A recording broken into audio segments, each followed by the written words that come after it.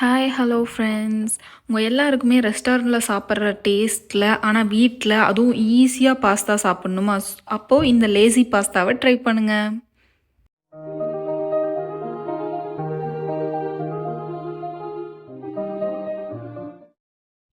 இந்த lazy pasta செய்ய தேவையான பொருட்கள் அளவுகளோட மென்ஷன் பண்ணியிருக்கேன். இப்போது அடுப்பில் வந்து ஒரு பவுல் வச்சுட்டு அதில் 200 கிராம் பாஸ்தா வந்து நான் ஆட் பண்ணிக்கிறேன். இதில் வந்து வாட்டர் ஆட் பண்ணிக்கலாம்.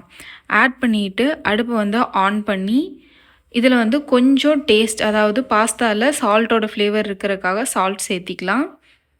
அது வந்து ஒரு 1/2 டீஸ்பூன் அளவுக்கு அளவாக சேர்த்திக்கோங்க. இப்போது நல்லா கொதித்து வரும்போது ஆயில் 1 ஸ்பூன் அப்ளை பண்ணிக்கோங்க. அப்போ தான் பாஸ்தா வந்து ஒன்றோட ஒன்று ஒட்டாமல் வரும். வெந்துருச்சா அப்படின்னு ஒரு பீஸ் எடுத்து நசுக்கி டெஸ்ட் பண்ணி பார்த்தீங்கன்னா தெரியும். அது நல்லா வெந்து வந்திருக்கும். வெந்ததுக்கப்புறமா ஆஃப் பண்ணி ட்ரைன் பண்ணி எடுத்து வச்சுக்கோங்க. இப்போது ஒரு பேனில் 1 டேபிள் ஸ்பூன் அளவுக்கு பட்டர் ஆட் பண்ணிக்கலாம். பட்டர் நல்லா உருகி வந்ததும் வந்து அதில் ஒரு ஆனியன் வந்து நல்லா ஃபைனாக சாப் பண்ணி சேர்த்துக்கலாம். அதோட 3 பல் பூண்டு இடித்து சேர்த்திக்கிறேன். இதை ஃபைனாக கட் பண்ணி சேர்த்திக்கிட்டாலும் ஓகே தான்.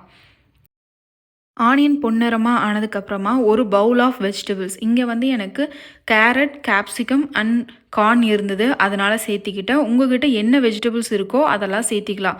கேரட், பீன்ஸ், பீஸ் இருந்ததுன்னா அதையும் சேர்த்திக்கலாம். இல்லை பட்டாணி ஊற வச்சு எடுத்துருந்தீங்கன்னா அதையும் சேர்த்திக்கலாம். இது போல் என்ன வெஜிடபிள்ஸ் வீட்டில் இருக்கோ அதை சேர்த்திக்கோங்க. அதோட 2 டேபிள் ஸ்பூன் அளவுக்கு மயனைஸ் அண்ட் 2 டேபிள் ஸ்பூன் அளவுக்கு பாஸ்தா சாஸ் ஆர் பீஸா சாஸ்ன்னு சொல்லுவாங்கள்ல, அதை வந்து சேர்த்திக்கோங்க. சேர்த்திட்டு கொஞ்சம் கொஞ்சமாக தண்ணி ஆட் பண்ணி அதை வந்து மிக்ஸ் பண்ணி விட்டுட்டே வாங்க. சேர்த்திருக்க வெஜிடபிள்ஸ் எல்லாம் வந்து பாதி வெந்ததுக்கப்புறமா வந்து மயனைஸ் அண்ட் சாஸ் வந்து ஆட் பண்ணுங்கள்.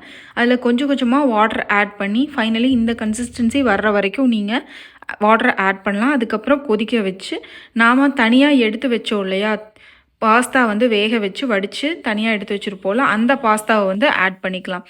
ஆட் பண்ணி நல்லா மிக்ஸ் பண்ணி விடுங்க. நாம் சேர்த்துருக்க சாஸும் வெஜிடபிள்ஸ் இது எல்லாமே பாஸ்தா எல்லாமே மிக்ஸ் ஆகிற அளவுக்கு மிக்ஸ் பண்ணி விடுங்க. பாஸ்தா சேர்த்ததுக்கப்புறமா அடுப்பை வந்து சிம் இல்லை மீடியம் ஃப்ளேமில் வச்சுக்கோங்க. இப்போது டேஸ்ட்காக ஒரு பிஞ்ச் அளவுக்கு சால்ட், அதாவது 1/4 டீஸ்பூன் அளவுக்கு சால்ட் ஆட் பண்ணிட்டு chilli flakes 1 teaspoon, oregano 1 teaspoon வந்து ஆட் பண்ணிக்கிறேன். இது வந்து ஃப்ளேவருக்காக தான், ஆப்ஷனல். இருந்தால் ஆட் பண்ணிக்கோங்க, இல்லைன்னா விட்டுடலாம். பாஸ்தாவை சிம்மில் வச்சு ஒரு 2 to 3 மினிட்ஸ் வந்து நல்லா வேக விட்டுக்கோங்க. அப்போ தான் ஃப்ளேவர்ஸ் எல்லாம் இறங்கும். இதில் வந்து சீஸ் ஸ்லைஸ் வந்து ஒன்று ஆட் பண்ணிக்கலாம்.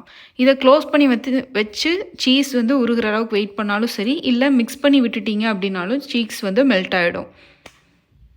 சீஸ் தான் நம்மளோட ஃபைனல் இன்க்ரீடியண்ட். இதை ஆட் பண்ணதுக்கப்புறமா சீஸ் நல்லா மெல்ட் ஆகி வந்ததுக்கப்புறம் இதை வந்து ஒரு பவுலில் சர்வ் பண்ணி சாப்பிட்டு பாருங்கள். ரொம்ப டேஸ்ட்டாக இருக்கும் அண்ட் ரொம்ப ஈஸியாக குயிக்காக செய்கிற ரெசிபி.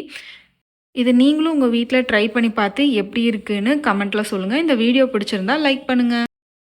இது போன்ற அருமையான ரெசிபிகளோட வீடியோஸை நீங்கள் கண்டினியூஸாக தெரிஞ்சுக்க நம்ம அம்மா சமையலறை சேனலை சப்ஸ்கிரைப் பண்ணுங்கள். அப்படியே அந்த பெல் ஐக்கானையும் கிளிக் பண்ணிடுங்க.